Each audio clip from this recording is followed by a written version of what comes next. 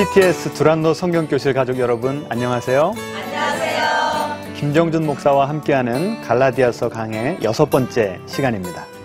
오늘은 갈라디아서 2장 16절에 나온 이신칭의, 즉 믿음으로 우리가 의롭다함을 받는다라고 하는 그 교리를 함께 살펴보기를 원합니다. 저는 이 구절을 연구하고 묵상하면서 그 몇 년 전에 보았던 미국 드라마 하나가 생각났습니다. 그 드라마의 주인공이 성형외과 의사 2명입니다.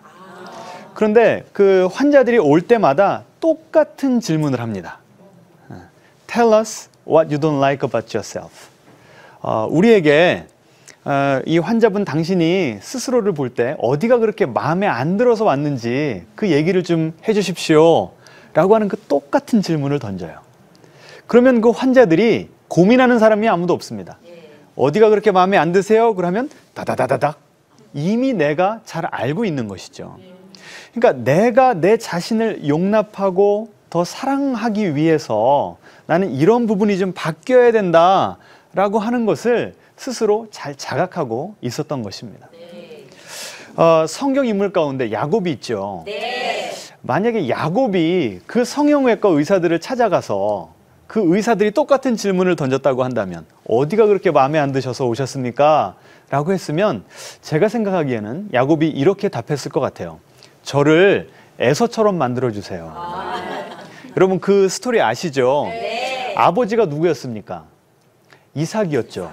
그런데 이삭이 누구만 사랑했어요? 야곱을 사랑한 것이 아니라 에서를 사랑했어요. 왜냐하면 에서는 좀 남자다웠거든요. 이 털도 북실북실 많고, 그리고 사냥을 잘해서 그 사냥감으로 맛있는 탕을 끓여가지고 이삭에게 대접을 하면 이삭이 내 아들, 그렇게 만족스러운 표정을 지었던 것이었습니다.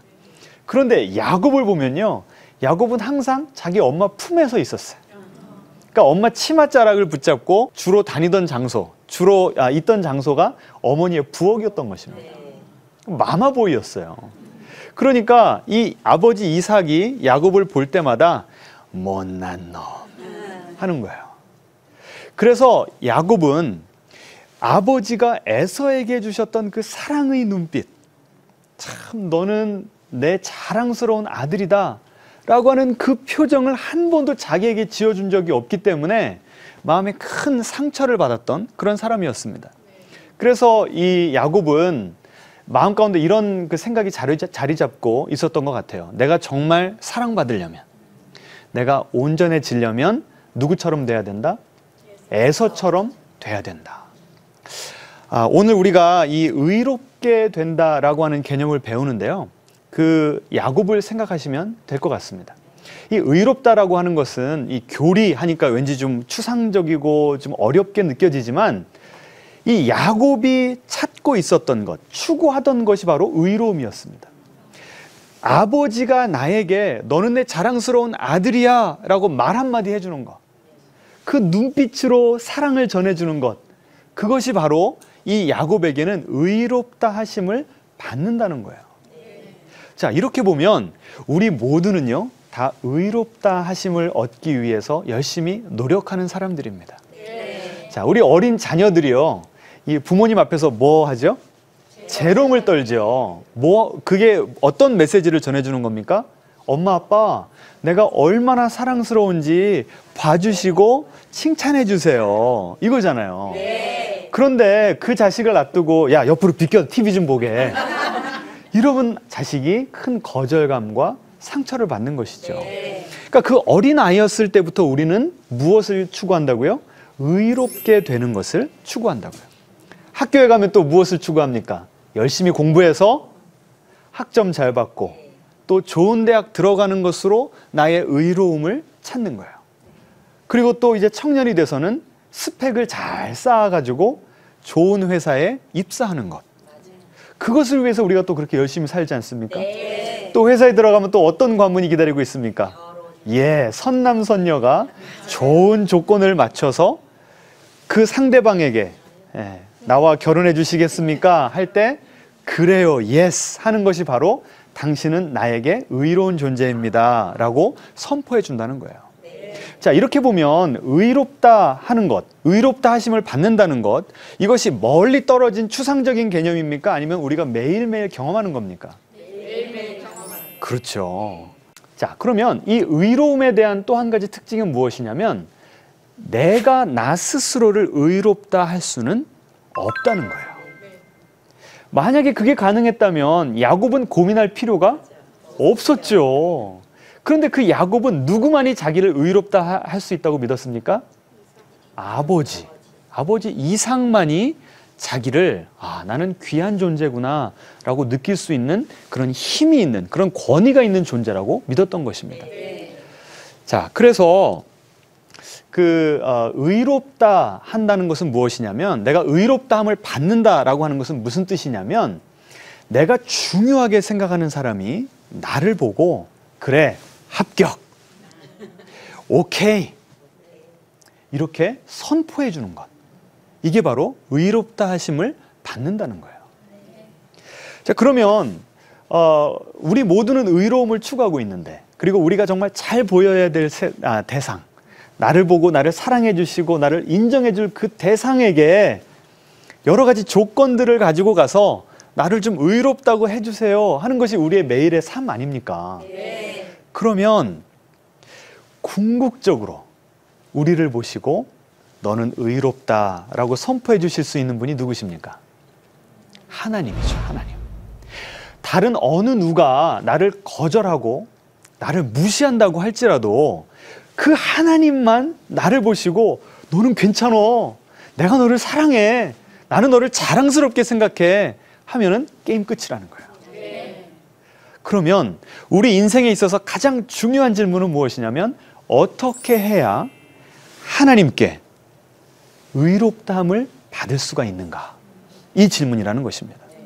주님께서 우리를 의롭다고 하시면 이 세상의 삶만 행복하고 복된 것이 아니라 이 삶 이후에 영원한 삶까지도 주님께서 보장해 주시고 책임져 주시기 때문에 그렇습니다.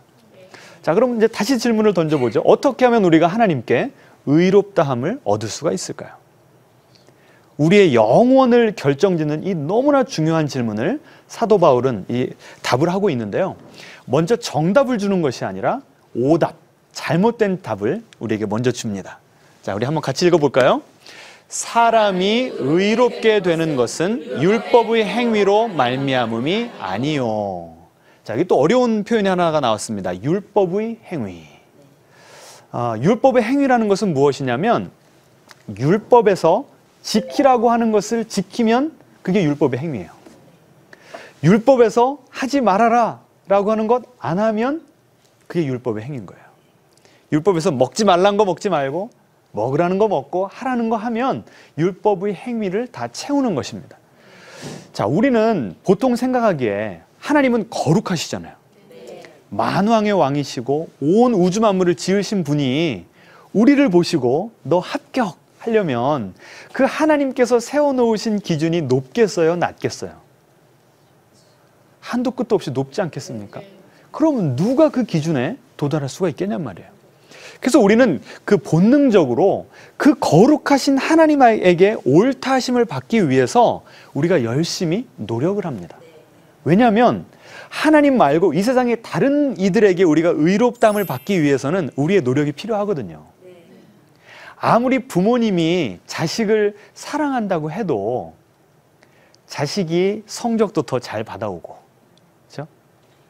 부모님께 효도도 더 잘하면 부모님이 자식을 어때요? 조금 더 사랑하죠. 우리 인간관계는 다 조건적이기 때문에 내가 누구에게 용납받는다, 내가 누구에게 사랑받는다 하면 사랑받을 행동을, 그 사랑에 대한 대가를 지불해야 된다고 하는 것이 지금 이 세상이 돌아가는 방식이라는 거예요. 그러니까 우리가 하나님께 의롭다 하심을 받을 때조차도 우리는 어떤 관점에서 생각을 하냐면, 내가 무슨 일을 해야만, 내가 하나님께 어떻게 잘 보여야만 하나님께서 그것을 보시고 그래 너 합격 이렇게 해주실까라는 것으로 우리는 고민하고 노력한다는 것입니다. 그래서 이 율법의 행위라는 것이 바로 우리가 하나님께 용납받기 위해서 하는 모든 행동을 다 축약한 단어라고 보면 되는 것입니다. 자, 그러면 우리가 그렇게 열심히 노력하면 하나님께서도 우리의 정성을 보셔서 우리를 용납하셔야 되는 거 아니에요? 우리를 자녀 삼아 주셔야 되는 거 아니에요? 왜 사도 바울은 율법의 행위로는 우리가 의롭다함을 받을 수 없다라고 선언을 할까요? 몇 가지 이유를 좀 살펴보겠습니다. 첫 번째는 율법에는요, 유효 기간이 있다는 것입니다. 우리 슈퍼마켓에서 사온 우유 있잖아요. 네. 유통기한이 지나면 여러분 마셔도 되나요? 안 되죠. 버려야 되죠. 유통기한이라고 하는 것은 딱 그 기한이 있을 때까지만 유효한 거예요. 율법도 그렇다는 것이죠. 더 자세한 내용을 갈라디아서 3장과 4장을 배우면서 설명을 드리도록 하겠습니다. 그래서 그게 첫 번째 이유고요. 그러니까 더 이상 이 예수님의 부활 이후의 시대를 살아가는 우리들에게는 율법이 우리를 의롭다 할 수 없다는 것입니다. 자, 두 번째 이유는 무엇이냐면 율법의 기능이 우리를 의롭다 하는 것이 아니라는 거예요. 우리에게 생명을 주기 위해서 하나님께서 우리에게 율법을 주신 것이 아니고 우리가 얼마나 죄인인가 그 죄를 깨닫게 하시기 위해서 주신 것이 율법이라는 것입니다. 자, 우리 한번 로마서 7장 7절을 같이 읽어보겠습니다. 율법으로 말미암지 않고는 내가 죄를 알지 못하였으니 곧 율법이 탐내지 말라 하지 아니하였더라면 내가 탐심을 알지 못하였으리라. 율법은 우리에게 무엇이 옳은 것이고 무엇이 그른 것인지, 무엇이 하나님을 기쁘시게 하는 일이고 무엇이 하나님의 마음을 근심하게 하는 것인지를 가르쳐 준다는 거예요. 그래서 율법이 없었을 때는 내가 잘못인지도 몰랐던 것들이 이제 율법이라고 하는 잣대를 딱 들이대고 우리의 행동을 바라보니까 내가 죄인이구나 라고 하는 것을 깨달았다는 것입니다. 게다가 율법이 탐내지 말라 하지 아니하였다면 내가 탐심을 알지 못하였으리라. 여기에는 어떤 뉘앙스가 들어있냐면 오히려 탐내지 말아라, 이웃의 것을 탐내지 말아라 라고 하는 십계명이 있었기 때문에 오히려 그 계명이 우리의 마음에 있는 탐심을 부추겼다는 거예요. 더 쉽게 말씀드리면 이겁니다. 우리 자녀들 이거 하지 말어 라고 하면 꼭 어떻게 해요? 그거를 더 하죠. 이것은 그 자녀들이 여러분의 남편을 닮아서 그런 것이 아니고 인간의 본성이 그렇다는 겁니다. 하나님께서 이것은 하지 말아라 그러면 우리 본성이 더 하고 싶어지는, 그래서 오히려 율법이 단지 우리가 죄인이라는 것을 가르쳐줄 뿐만이 아니라 우리의 죄를 더 북돋아주는 그런 역할을 한다는 것입니다. 그렇기 때문에 우리가 열심히 율법을 지켜도 우리는 하나님께 합격 점수를 받을 수가 없다는 거예요. 세 번째 이유를 제가 여러분에게 알려드리겠습니다. 무엇이냐면 율법을 잘 지키면 지킬수록 오히려 그것이 나로 하여금 내 안에 자기의, 교만이 쌓이게 한다는 거예요. 교만이 하나님 앞에 무엇일까요? 죄죠. 하나님께서는 교만한 자를 싫어하시잖아요. 내가 오히려 하나님께 잘 보이고 싶어서 율법을 열심히 지켰는데 그 율법이 잘 지켜지고 내가 강한 의지를 가지고 하나님의 뜻대로 살겠다고 열심히 노력을 해서 그것이 5년, 10년, 15년, 20년 쌓일수록 오히려 나는 하나님과 멀어질 수가 있다는 거예요. 참 이게 이해하기가 쉽지 않죠. 그래서 제가 소설 하나 좀 소개를 해드리려고 합니다. 지킬 박사와 하이드. 그럼 다 적어도 이름은 들어보셨죠? 그 내용도 어느 정도 아실 거예요. 우리의 내면에는요, 선과 악이 항상 싸웁니다. 저만 그래요? 여러분도 그래요? 항상 그렇죠. 이 지킬 박사가 자기의 마음에서도 그 내면의 갈등이 너무 심하니까 어느 날 약을 개발해요.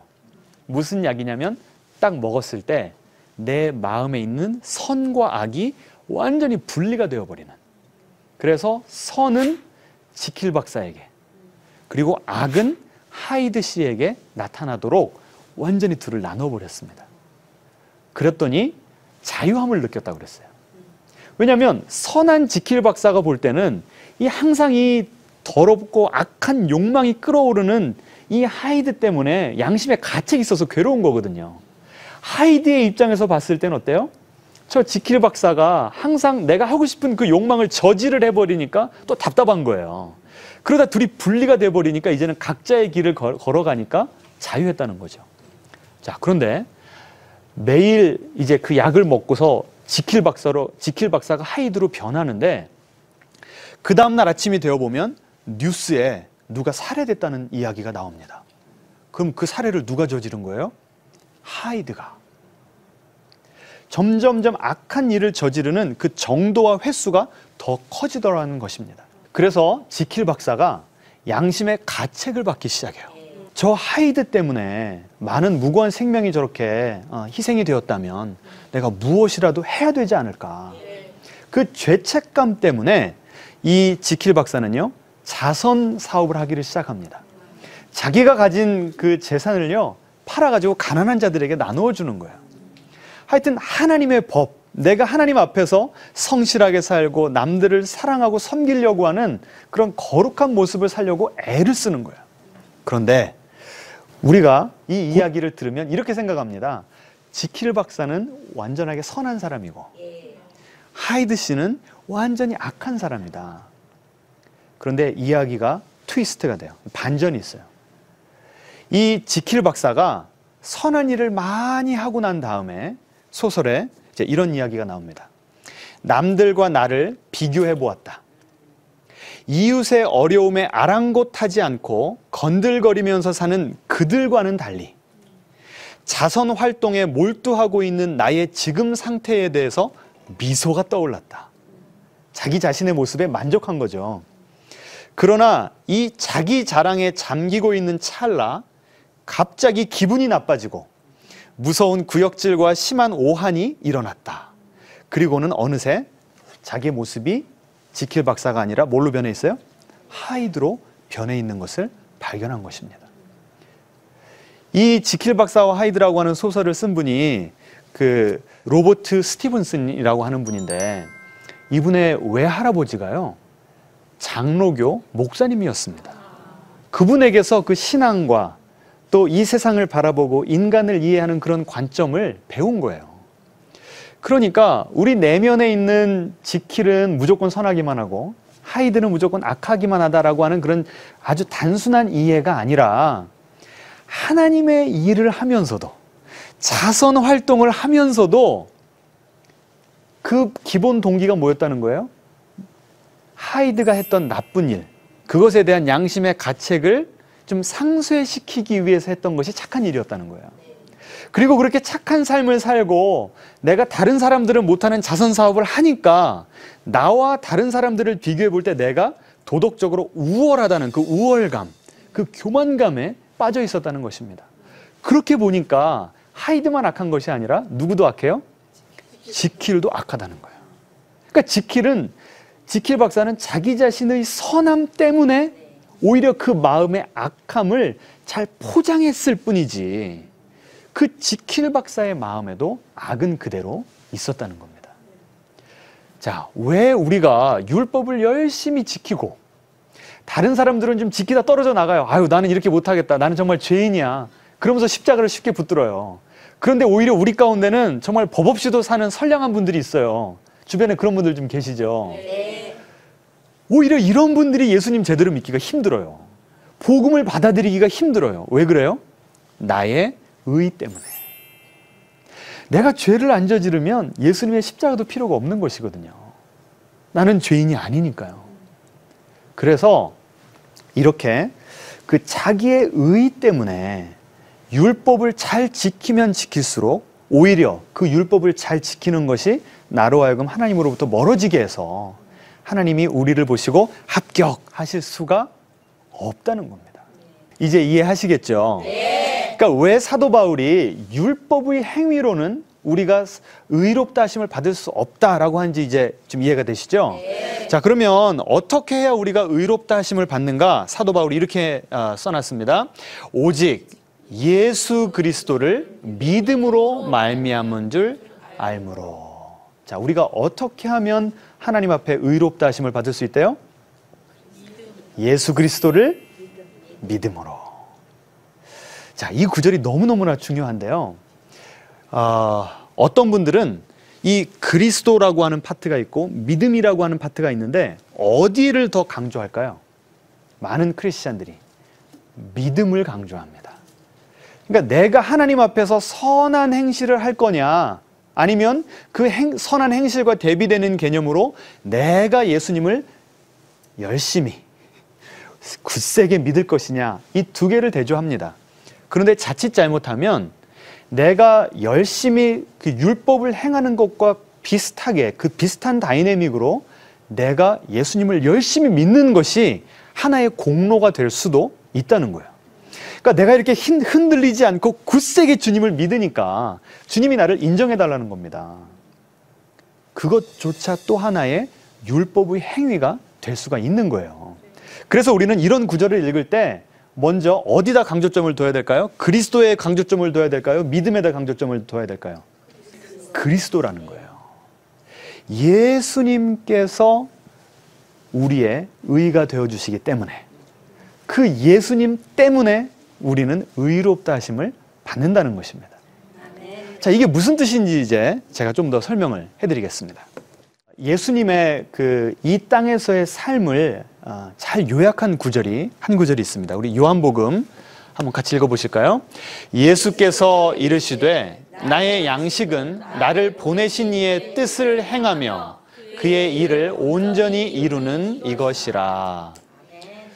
예수님은요, 하나님의 그 뜻을 이루어드리는 것이 얼마나 좋았는지, 그 뜻만 이루어드리면 밥을 안 먹어도 배가 부르실 정도였대요. 아까 그 지킬 박사는 선한 일을 했는데 정말 즐거워서 했을까요? 정말 기뻐서 했을까요? 아니라는 거예요. 이 정도 해야 죄책감이 없어지고, 이 정도 해야 하나님께 점수를 따서 내가 의롭다함을 얻을 수 있지 않을까라는 그런 동기로 했기 때문에 기쁨이 없었어요. 그런데 우리 예수님은요, 하나님 아버지를 너무 사랑하신 거예요. 그래서 하나님 사랑, 이웃 사랑이라고 하는 그 율법을 너무나 기쁜 마음으로 자원해서 지키셨다는 것입니다. 그래서 그 율법을 지키시는 것이 예수님의 무엇이 되었다고요? 양식이 되었다는 것입니다. 그래서 예수님은 이 율법을 지키셨는데, 하나님의 뜻을 온전히 이루면서 사셨는데 어느 정도였냐면 그의 일, 하나님의 일을 온전히 이루는 이것이라. 이 온전히 이루다라고 하는 이 단어가요, 다시 한번 등장합니다. 어디서 등장하냐면 예수님께서 십자가에서 달려 돌아가시면서 맨 마지막에 이렇게 말씀하셨습니다. 다 이루었다. 똑같은 단어가 쓰였다는 것입니다. 그러니까 예수님께서는 하나님의 뜻을 이루셨는데 어디까지 이루신 거예요? 죽기까지. 예수님은 충성되게 신실하게 죽기까지 하나님의 뜻에 순종하시면서 자기 자신을 버리시기까지 하셨다는 것입니다. 그래서 지킬 박사는 이 선행을 자기 의로 삼으면서 다른 사람들을 무시했지만, 우리 예수님은요, 철저하게 하나님을 사랑하고 우리를 사랑하셔서 그 희생의 자리까지 가신 것입니다. 그래서 율법의 요구를 온전히 다 이루셨기 때문에 하나님께서 보실 때 너는 의롭다 함을 받을 자격이 있으셨다는 것입니다. 아멘. 그래서 우리 하나님께서는 우리를 보실 때 우리의 지금까지의 행적을 보시지 않으세요. 우리의 죄, 또 우리가 주님께 했었던 그런 의로운 일들을 하나도 보지 않으시고 우리를 의롭다 하실 때는 누구를 바라보신다고요? 당신의 뜻을 온전하게 이루신 예수 그리스도를 바라보시고 그 예수님 때문에 우리를 의롭다 칭해 주신다는 것입니다.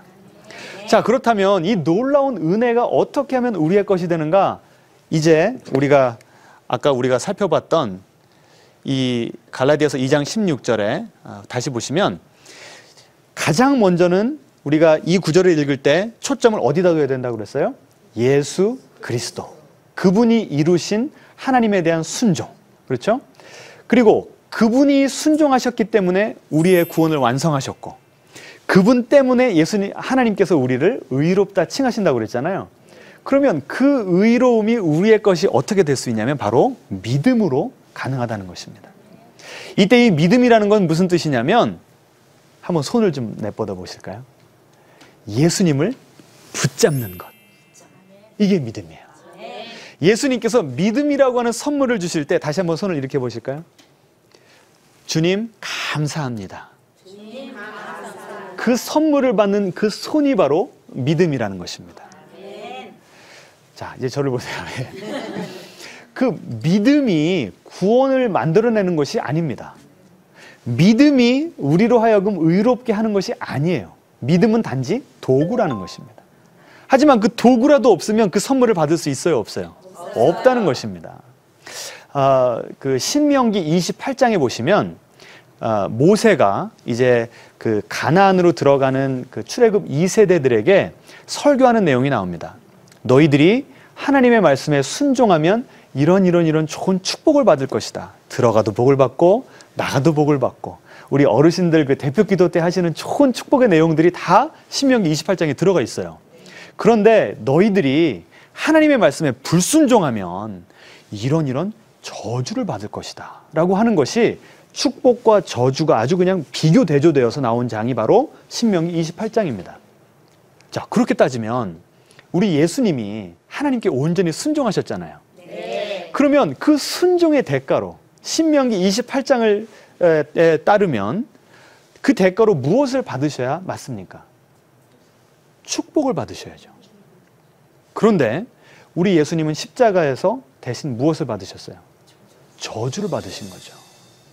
그렇다면 예수님께서 당연히 받으셔야 되는 그 축복이 이제는 누구의 것이 된 거예요? 우리 것이 된 거죠. 그 율법의 요구를 제대로 지키지도 못하고 또 조금 지키면 자기 의로 그냥 우쭐해지는 우리의 모습, 다 죄악된 모습 아닙니까? 그러면 그 죄를 짓고 하나님 앞에 불순종함으로 우리가 받아야 되는 그 저주는 누구에게로 간 거예요? 예수님께로 간 것입니다.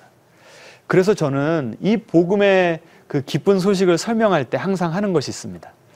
우리 그 어렸을 때 모래밭에서 하던 놀이들이 있어요. 모래를 이렇게 위에다 쌓아놓고 어떤 노래를 불렀죠? 두꺼봐 두꺼봐 헌집 줄게 새집 다오. 이게 복음이에요. 아멘이십니까? 아멘. 헌집을 누가 가지고 가셨어요? 예수님이 십자가에 가지고 가신 거예요. 우리의 모든 허물, 우리의 자기의. 그래서 우리는 자랑할 게 아무것도 없죠. 주님께서 나쁜 것은 다 가져가셨어요. 그리고 대신에 예수님께서 온전한 순종의 삶을 사시고 우리 대신에 돌아가 주심으로 그분이 하나님께 받으셔야 되는 모든 축복, 하나님의 그 의롭다 하심, 그것이 다 누구의 것이 된 거예요? 그래서 우리에게는 새 집을 주시는 것입니다. 아멘. 여러분, 이 기쁜 소식 경험하셨습니까? 아멘. 이 좋으신 예수님이 우리의 예수님이십니다. 자, 그렇게 되면 예수님의 지혜가 우리의 지혜가 되는 거예요. 예수님의 의로우심이 우리의 의로우심이 되는 겁니다. 예수님의 용기가 우리의 용기가 되는 거예요.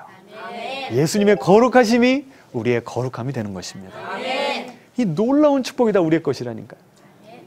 칭의의 은혜가 이렇게 좋은 것입니다. 자, 그래서 이 칭의의 은혜를 정리해 보면 이렇습니다. 하나님께서 우리를 용납해 주세요. 우리를 사랑스럽게 봐주세요.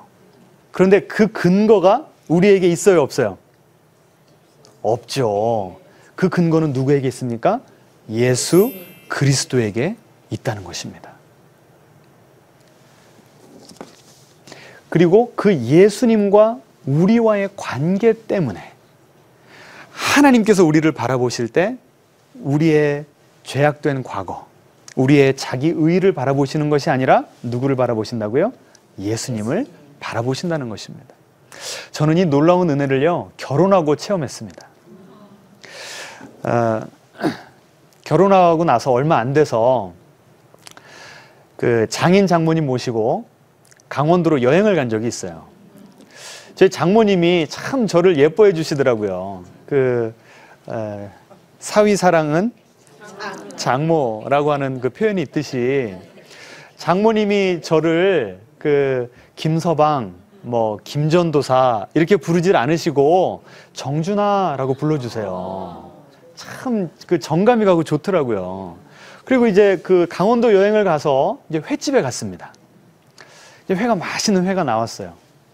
저희 가정은 밥을 되게 천천히 먹어요. 좀 음미하면서. 그런데 이 처가댁은요, 밥을 상당히 빨리 드세요. 그래가지고 회를 먹으러 갔는데 너무 맛있어서 저는 이제 그 쫄깃쫄깃한 회를 음미하면서 천천히 먹고 있었어요. 근데 어느 순간 보니까 회가 많이 없어진 거예요. 장모님이 그걸 보시더니 이제 그때부터 저희 장인 어르신에게 눈치를 주시기를 시작하는 거예요. 좀 천천히 드셔. 좀 덜 드셔. 여러 번 눈치를 주시니까요. 저희 장인 어르신이 좀 속이 상하셨나 봐. 그냥 젓가락을 내리 탁 놓으시면서 나 안 먹어 그러시더라고요. 그래서 한편으로는 제 장인 어른께 참 죄송했습니다. 근데 다른 한편으로 왜 이렇게 기분이 좋아요? 장모님이 저를 그렇게 위해 주시고 사랑해 주시니까요. 너무너무 행복하더라고요. 근데 제가 한번 생각을 해봤어요. 장모님이 저를 왜 그렇게 사랑하실까? 저희 와이프가요. 위로 오빠만 셋입니다. 아들 그리고 외동딸이에요. 그러면 보통 딸이에요? 귀한 딸이에요? 귀한 딸이죠. 귀한 딸이죠. 그 귀한 딸을 제가 그냥 데리고 온 거예요. 그래서 그 장인 어르신이요. 저와 제 아내가 약혼을 하고 한 이제 1년 동안 이제 미국에 다시 가 있었잖아요. 유학했을 때였기 때문에. 주무시다가도 벌떡 일어나셔가지고 이게 어찌된 일이냐고 1년 동안을 그렇게 힘들어 하셨다는 거예요. 그러니까 그 딸 도둑질해가니 나쁜 사람을 무슨 자격이 있어서 장모님이 저를 그렇게 사랑해 주셨을까요? 답이 뭐예요? 저와 제 아내의 관계 때문에. 제 장모님이 제 아내를 너무나 극진히 사랑하시니까 그 아내가 사랑하는 저까지도 덩달아서 그리고 똑같이 사랑해 주셨던 거예요. 이 은혜가 바로 십자가의 은혜입니다. 아멘. 하나님 아버지가 왜 우리를 그렇게 사랑하실까요? 왜 우리를 그렇게 귀하게 여겨주실까요? 예수님께서 우리를 너무나도 사랑하셔서 십자가에서 대신 달려 돌아가셨기 때문에 그렇습니다. 그 정도로 우리를 사랑하시기 때문에 하나님 아버지도 우리를 사랑하시지 않으실 수가 없는 거예요. 아들을 사랑하시듯 그 뜨거운 가슴으로 우리를 사랑하신다는 것입니다. 하나님이 우리 예수님을 보시고 이렇게 말씀하셨습니다. 너는 내 사랑하는 아들이요 내가 너를 기뻐하노라. 하나님이요 우리 한 사람 한 사람을 보시고도 똑같이 말씀하신다는 것입니다. 우리 앞뒤자로 좀 인사하실까요? 당신은 하나님의 사랑받는 딸입니다. 저는 오래전에 봤던 또 영화 하나가 생각이 났습니다. 그 불의 전차 Chariots of Fire라고 하는 영화였는데요. 그 에릭 리들이라고 하는 사람의 그 실화를 영화로 만든 것이었습니다. 이 에릭 리들이라고 하는 사람은 하나님께서 아주 이 특별한 그 능력을 주셔가지고 아주 그 다름박질이 빠른 사람이었습니다. 그래서 올림픽에서 금메달을 딴 사람이에요. 그런데 독실한 크리스찬이라서 자기 주종목이 100m 달리기였는데 그 100m 달리기 하는 그 경기하는 날이 주일이었던 거예요. 그래서 포기 선언을 해버렸습니다. 그래서 아주 언론에서 그냥 욕도 많이 먹고요. 그런데 또다시 기회가 주어져서 별로 훈련도 받지 않은 400m 계주에 나갑니다. 400m 달리기에 나가서 거기서 기적적으로 금메달을 딴 사람이에요. 근데 이 에릭 리들은요, 항상 달릴 때마다 이 결승전에 도달할 때 두 팔을 활짝 들어서 환하게 이렇게 하늘을 바라보면서 결승전에 골인을 했습니다. 하나님을 찬양하는 거예요. 하나님, 나를 이렇게 빠르게 만들어주심 감사합니다. 이 에릭 리들과 대조되는 그 또 하나의 주인공이 나오는데요. 해롤드 에이브라함스라고 하는 사람이었습니다. 이 사람도 그 에릭 리들이 빠진 그 100m 경기에 나가서 금메달을 따요. 이 사람도 엄청나게 빠른 사람입니다. 세계 최고인 거죠.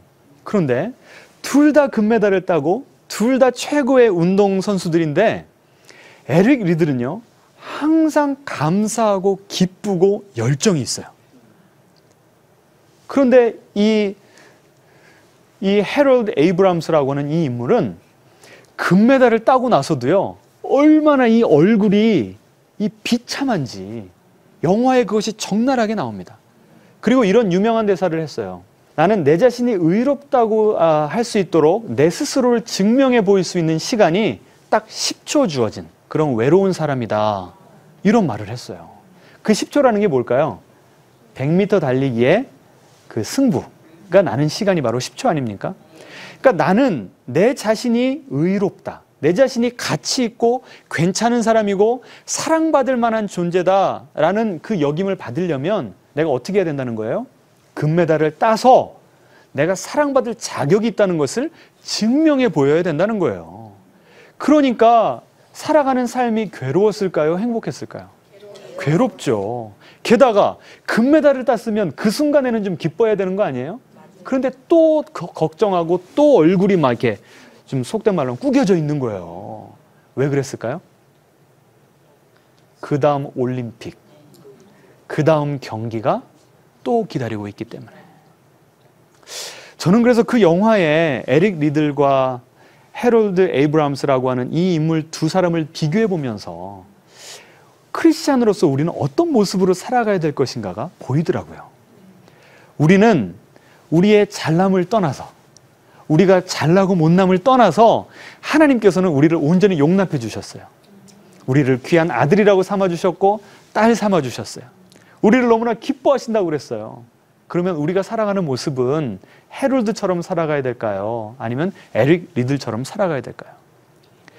금메달을 따도 다음번에 또 이겨야 되는데 이런 모습으로 살아가야 될까요? 아니면 주님, 나를 이렇게 빠르게 만드셨으니 나는 주님을 찬양합니다 라면서 하루하루 살아가는 것이 주님에 대한 감사와 찬양과 예배의 모습이어야 될까요? 여러분 스스로 한번 점검을 해보시기 바랍니다. 오늘 저는 이 성경 공부를 준비하면서 그 찬송가 한 구절이 떠올랐습니다. 빈손 들고 앞에 가 십자가를 붙드네. 의가 없는 자라도 도와주심 바라고 생명샘에 나가니 나를 씻어주소서. 저는 그 빈손 들고 나간다고 하는 그 표현이 너무나 은혜가 되었습니다. 여러분 한번 생각해 보세요. 하나님 앞에 우리가 가지고 갈 것이 무엇이 있습니까? 우리의 인생을 돌아보면 걸음마다 자욱마다 다 뭐밖에 없어요? 죄밖에 없어요. 그리고 하나님께 무엇인가를 좀 해드리고서도 그것에 대해 상응하는 기도 응답이라든지 축복 안 주신다고 그냥 서운해하기만 하고, 우리는 주님께 가지고 나갈 것이 아무것도 없는 사람들 아닙니까? 그런데 빈손으로 나가더라도 주님께서는 우리를 용납해 주신다는 것입니다. 아멘. 여러분 이 은혜 붙잡고 하루하루 좀 살아가셨으면 좋겠습니다. 아멘. 에릭 리들처럼 경기 결과에 상관없이, 우리가 금메달을 땄건 아니면 아예 메달을 못 땄건 상관없이 하나님의 관점에서 보면 우리는 이미 금메달 딴 사람들입니다. 아멘. 천국이 이미 확보된 사람들입니다. 하나님의 자녀들입니다. 그런데 왜 우리는 이렇게 불안해하고 살아가죠? 왜 이렇게 두려워하면서 살아가죠? 우리는 매일 아침 일어나면 우리 스스로에게 이렇게 설교했으면 좋겠습니다. 나는 하나님 앞에 의롭다. 아멘. 그런데 그 의로움의 근거가 어디 있어요? 내가 아니고 나를 너무나도 사랑하시는 그 예수님. 그 예수님이 나를 그렇게 사랑하시니 아무리 이 세상이 조건적인 사랑으로 돌아가고 내가 이 세상을 살아가면서 잘 보여야 될 사람들이 많고 내가 세운 목표가 너무나 높아서 때때로 좌절할 때도 있지만 그 주님이 나의 의로움이 되신다면 나는 하루하루 기뻐하고 즐거워하고 감사하면서 살아갈 수가 있는 것입니다. 아멘. 여러분 이 칭의의 은혜를 누리면서 사시는 여러분 되시기를 주님의 이름으로 축원합니다. 아멘. 저는 또 다음 시간에 찾아뵙도록 하겠습니다. 감사합니다.